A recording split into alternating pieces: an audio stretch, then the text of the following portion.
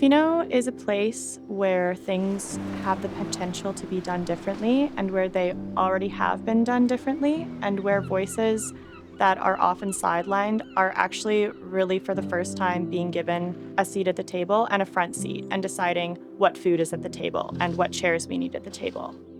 People come to this place and it's this pristine, picturesque, beautiful place, and that's definitely like a huge appeal of things, but I don't think that everybody visiting, and maybe not even everybody living here, recognizes all of the sort of conservation and restoration and stewardship that's going on behind the scenes to make this place what it is. It was Clayoquot and Hausut nations who set the scene for stewardship in this area to protect that old growth forest and like the place where we get our drinking water from. It really is the nations who are leading this stewardship work. Well, I was involved in Indian politics for 53 years. We stopped the forest because they were going to harvest 90% of the island. And what he was saying then to me was that it's dangerous in what we're allowing to happen. Because if we don't do something about it, we're going to be on the verge of self-destruction. I've seen a lot of our really powerful, strong leaders always pounding their fists on the table. And I've never seen that work, so I decided that I was going to try something else and build relationships.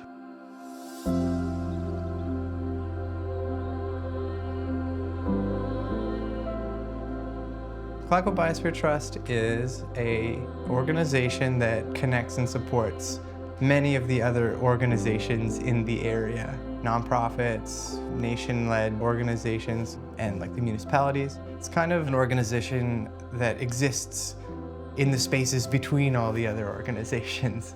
As an organization that was co-created by the indigenous and settler communities in the region 20 years ago, the mandates that we have are a UNESCO Biosphere region and a community foundation. Interestingly, having these two complementary mandates allow us to really see the intersections between community health and environmental health.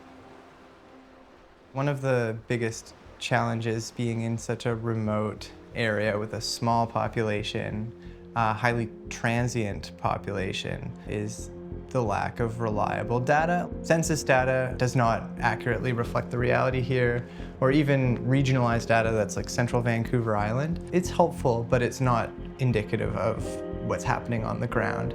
So the Vital Signs program gives us inspiration and tools and capacity to actually hit the ground and go around to different members of the community, ultimately to weave together into this interdisciplinary report telling data that the community determines is necessary. So we have the framework from Vital Signs, which is really helpful, and then we have community members who participate in the advisory group to tell us exactly how we want the information to be collected and how we want the stories to be told. So it's really a unique grassroots process. In the age of big data, this is small data. I work as a youth coordinator in Nuučaan for the district, and then on the CBT I've been involved with their board and part of their grant committees as well. Vital Signs is a report that's put out by CBT. It's very regionally specific, and it's great to be able to use to sort of advocate for what our needs are, what the issues are in our region. Data is extremely important for applying for different grants and advocating for what our youth need in the region. It's just super important to try and get as local of data as we can because we are such a unique region. This is really done by community members, by community organizations who are all coming together and having a voice in the process, so it is really unique in that way. Tony, why is data important to the work you do? It's really important to show why we need the support we do. And I think that there's a lot of youth struggling everywhere, and especially in remote communities. Youth can often be forgotten. I think sometimes there's a lot of not allowing teens to do stuff in your community and wanting to keep them out of spaces rather than like looking at what spaces there are for them to enjoy and what funding are you actually putting behind that. Even though for so many people it's a dream place to live, for someone being raised here it can be like a very different experience. What type of data have you found to be particularly useful in your work? The surveying specifically of the youth at the high school is really helpful because you really do get like a large response rate, and so it is just like a amazing thing to have happen and to have visually like represented so well and so easily in the vital signs. It's very helpful. I personally took the survey and it was really helpful. I know a lot of youth felt that our opinion was being taken into consideration. It was really interesting seeing the jumps in the survey. So seeing like the difference between how depressed kids were feeling back in 2018 and how they're feeling now. Shifting baselines is this concept that we change the world and then we forget. And I think it's really important to collect data and collect baseline data so that we recognize how to prioritize like a certain limited amount of resources. Collecting this data and presenting it is a good way to sort of prioritize how we can make the biggest amount of change together. But there are a lot of pieces that really stood out as sustainability and infrastructure, and I think that just goes to show sort of how this community has sort of sustainability and the SDGs in mind when, you know, driving infrastructure changes at the sort of local level. CBT has been with us since the very beginning. We applied for a Clayoquot Biosphere Trust Neighborhood Small Grant to start Coastal Queer Alliance, and since then they've been a really consistent and steadfast supporter of our goals. In the Vital Signs report this year, we were asked to be involved and to do some brainstorming around what a quantitative measure of inclusivity in the region could look like. And so we decided to track gender-neutral signage in restaurants that had a sit-down option to see if our region is actually getting better at increasing access to the infrastructure for queer folks.